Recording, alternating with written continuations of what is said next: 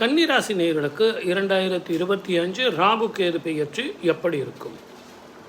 உங்கள் ஜாதகத்தில் 12ஆம் இடத்துல இருந்து கேது மாறுறதே ஓரளவுக்கு உங்களுக்கு ஸ்திர சொத்துக்கள் சேரும். இது வரைக்கும் உங்களுக்கு திருமண வாழ்க்கையில் இருந்து வந்த பிரச்சனைகள் மாறும். கணவன் மனைவி பிரிவுகளால் நீங்கள் வெளிநாட்டிலையோ இல்லை வெளி மாநிலத்திலேயோ இருந்தவங்க கணவன் மனைவி சேருவதற்கான வாய்ப்புகள் நிறைய இருக்குது. ட்ரான்ஸ்ஃபர் கிடைக்கும், அதிக சம்பளம், அதிக பொறுப்பு, மன நிம்மதி தரக்கூடிய இடத்துக்கு இனிமேல் நீங்கள் வருவீங்க. இதை எல்லாத்தோட வியாபாரம் செய்கிறவங்களுக்கு ஊர் விட்டு ஊர் போய் வியாபாரம் செஞ்சவங்க, ஊர் ஊராக எடுத்துகிட்டு போய் வியாபாரம் செஞ்சவங்க, நிறைய ஷேர் மார்க்கெட்டில் பணம் பண்ணவங்க அத்தனை பேருக்குமே இது ஒரு நல்ல காலமாக இருக்கும். ஆனால் வேற்றுமொழி இனத்தவர்களால் பிரச்சனைகள் வரத்தான் செய்யும். அவங்களால தான் உங்களுக்கு லாபம் அதிகமாக இருக்கும். எது எப்படி இருந்தாலும் கணவன் மனைவி அப்படின்னா கணவன்னா மனைவியினுடைய ஆரோக்கியத்தில் கவனமாக இருக்கணும்.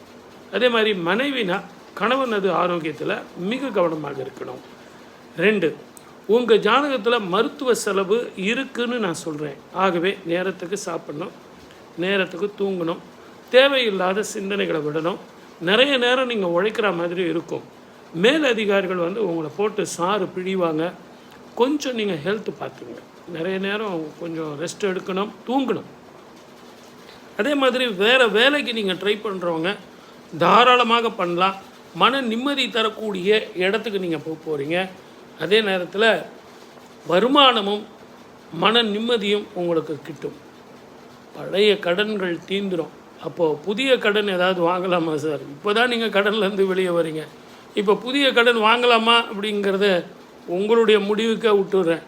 ஏன்னா மறுபடியும் அந்த இஎம்ஐக்காக நீங்கள் ஓட வேண்டியது இருக்குது இல்லைங்களா?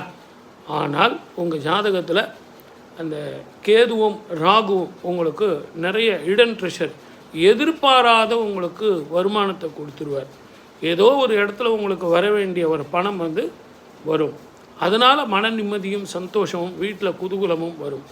திருமணம் ஆகாதவர்களுக்கு திருமணம் நல்லபடியாக முடியும்.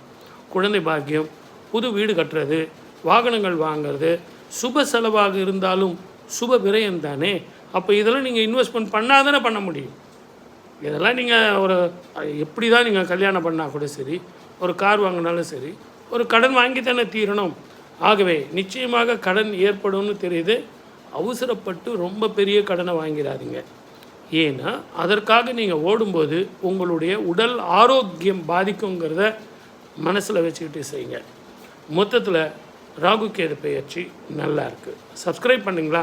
நான் சொல்லிக்கிட்டே இருக்கேன், தயவு செஞ்சு